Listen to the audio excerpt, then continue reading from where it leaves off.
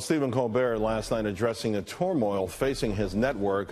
This as Les Moonves still on the job as CBS's chairman amid sexual misconduct allegations. Charlie Gasparino now has exclusive news on all of this. Well, he's still on the job, and he's still maintaining his public profile. What sources are telling the Fox Business Network is that he plans to speak at during the company's earnings call on Thursday. There was a huge question mark as to whether Les Moonves, the CEO, amid this investigation, now it's an internal investigation into the allegations that were made in the New Yorker about sexual misconduct. There was a huge question mark as whether he would go before the analysts, as he usually does. He's usually answering questions about earnings and and maybe new shows that are coming up. It's going to be quite a different scenario now amid these allegations and the investigation.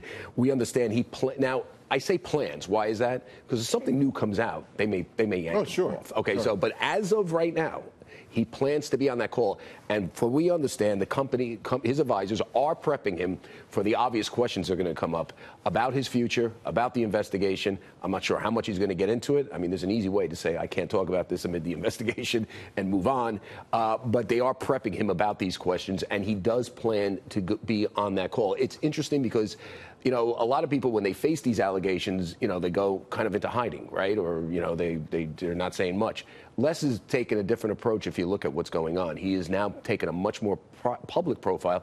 Listen, there was something on Page 6 today, okay, about him going out to dinner with his wife in Beverly Hills or California or wherever they were, after after yesterday's decision by the board to keep him on amid the investigation.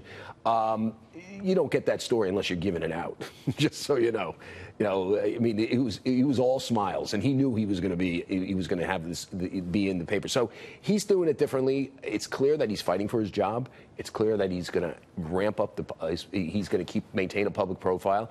And as of now, he's going to be speaking on that call. And I'm telling you, Charles, I kind of snooze through earnings calls. This one's going to be a good one. Although, it's hard for me to imagine buy and sell side Wall Street analysts getting too sensational with all of this. I think they'll be somewhat respectful. Oh, yeah. I mean, it won't be like he bumped into the TMZ guy at the airport, right? Right. It's not going to be like me breaking his chops. I mean, although, if you read some of the commentary from the Wall Street analysts, everybody from Rich Greenfield at BTIG and some others, they've been pretty critical, and they've been asking, they've been ramping this up because, let's be clear here, Les Moonves is not just, any old CEO. Sure, of course. He's maybe the most powerful man in media, running a fairly significant media company that's embroiled in all sorts of stuff.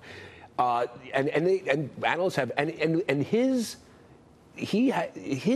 whether he stays or goes has a huge impact on the stock. And on top of that, he's embroiled in that controversy with Shari Redstone, which he wants to wrest control of CBS from the controlling Redstone family, hold those controlling shares. How does this weaken or help impact his position on that? That's going to be asked. So there's also a lot of questions about the board, because even dealing with this in terms of crisis management, they knew this was coming to a degree. Well, they weren't caught flat-footed over the weekend. James Stewart in the Times wrote an amazing column, and it's true. I mean, listen, you would think that if they knew this was coming, that they wouldn't have rolled the dice. Or they would have already had an investigation, or they would have taken the sort of measures that people want, particularly from a publicly traded company. I will say this, as someone who's covered CEOs for a long time, I remember one CEO telling me, I was like, well, what does your board say about this? And he goes, my board is my board.